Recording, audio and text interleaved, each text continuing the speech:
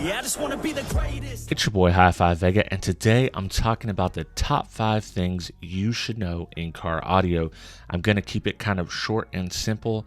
I will have some external links to things I talk about to help you get more in-depth knowledge on a specific topic, but today this just is a top 5. So I'm just going to go through a few things and give you some thoughts on them, and then link you to some videos I think are really helpful.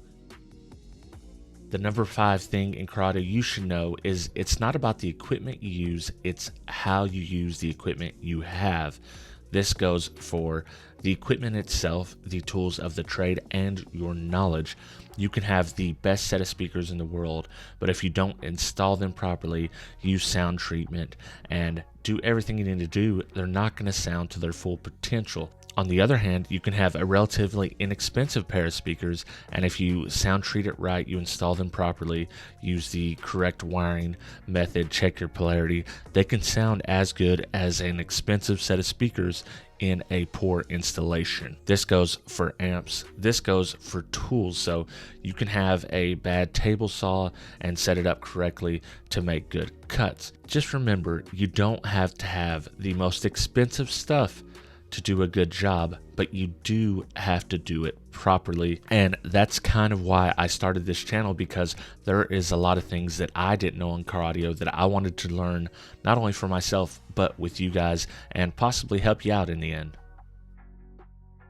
The number 4 thing in car audio you should know is that full bridge amplifiers are not exclusively Brazilian. Companies like Mats, Kicker, and many others have been using a full bridge design for many years, and often I think people get the actual design of the amp confused with a country, and that country happens to be Brazil, which produces amps like Teramps, Sound Digital, and many others. So the actual technology of full bridge does not make it a Brazilian amp. I think people kind of equate some Brazilian amps with a cheaper build design, and that may be a fair comparison, but you cannot say that every single full bridge amp is a Brazilian amp, because it's certainly not the case. Plenty of great full bridge designs out there, and I'm going to point you in the direction of a video that's criminally underviewed. I think everybody should see this video. It's less than 4 minutes long, and Sam at BearVids broke down the half bridge versus full bridge completely in less than 4 minutes. You definitely need to watch it. This video will be linked in the description below. The number 3 thing you should know in car audio is that grounding points are more important than you think. Electricity works in a loop. It will always flow in a complete circuit. It will always take the path of least resistance, and it will always try to return to its source. So your grounding points are as important as your power run, and often, you know, my buddy Dean runs a power and ground straight to the battery, because some of these new vehicles, there's not a solid grounding point. They're kind of, you know, welded / glued together. So this can be an issue for you. There's 2 videos I want to link you to. One where Mark from Car Audio Fabrication shows you how to check your grounding points. Very good video. The second one I want to link you to is a video by The Engineering Mindset, where they kind of break down how electricity flow works. This is very important knowledge, and I think every single one of you has something to learn by watching this video, because I learned a lot watching this video. The number 2 thing in car audio that you should know is it takes power to make power. This is something that I think a lot of people misunderstand. You can't get 10,000 watts out of a 10,000 watt amp with a 100 amp stock alternator and a Group 31 AGM. You have to be able to supply that amp the amount of voltage, the amount of amperage it needs to achieve that 10,000 watt goal. Not only can you damage the piece of equipment you bought, you can also damage your vehicle. So it's very important to kind of plan out and think about what kind of amperage draw you're going to have in this system. And if you don't understand Ohm's law, it's all about voltage, amperage, and resistance. There's a very good video that I'm going to leave in the description below by Bergzerg Arcade. He explains it simply, and I think this is a very good video for those of you who are curious how Ohm's law works. Once you see it, you will see how this applies to car audio. The number 1 thing you need to know in car audio is that more expensive is not always more better, and cheap power is not always cheap. This kind of ties in with everything I've been saying today. You can buy a cheap 5,000 watt amp, but how much is that alternator going to cost you? How much is your lithium bank going to cost you? How much copper wire do you need to run to supply all this amperage, all this voltage to the 5,000 watt amp? So that's something you definitely have to think about when you're buying a cheap amp. Is it worth saving on the front end, getting a little bit of cheap power when you already have the electrical built up?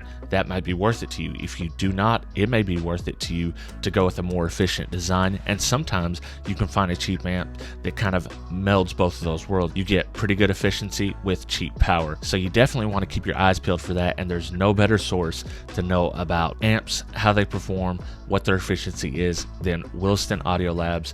You guys definitely go over there, check out some videos. I'll drop a few of his budget cheap power picks in the description below so you can check those out. As far as the more expensive being more better, sometimes you get a simple rebrand where a company that has a little bit better name than a cheap manufacturer gets the same amp that cheap manufacturer would get, and maybe they offer a little customer service, a little bit better warranty, and that value may be added to you in that case.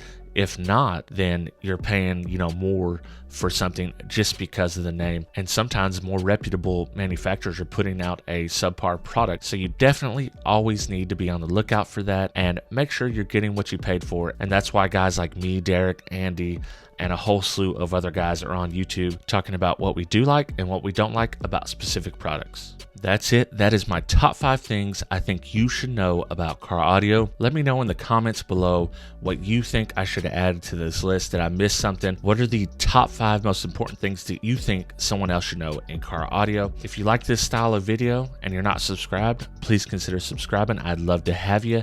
And if you're already subscribed, you the man, you the woman, whoever you are, I appreciate each and every one of you, and I hope to see you all on the next video. Appreciate each and every one of my Patreon supporters, but a special shout out goes to 6-star or more members: 2001 Monolithic, Gene Nava, Joaquin Juarez, El Fuego, Travis McClendon, Brandon Hanna, William Berg, Boxboy Audio Sound Solutions, Jesus Tires, Dennis Cromwell Jr., Scott Dilbeck, D. Stewart, Aaron Waltz, David Kozlik, Scott McCord, Matthew Toberg, Debo Bass, Corey D., Trucker 9000, and Bobby Burkett. For as little as $2 a month, you can join the team, get exclusive Patreon-only content, behind-the-scenes stuff, and early access to videos. So if you're interested in any of this, check me out at patreon.com/HifiVega.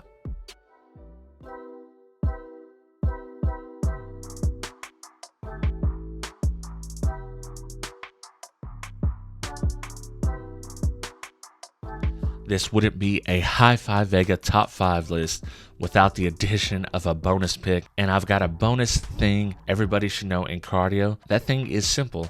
It's okay to not know everything about car audio. I learned something about car audio almost every single week, and I think you should too. So it's okay if you ask questions. It's okay to consult a YouTube video. It's okay to consult a professional about what you should do. And more importantly, it is okay to make mistakes.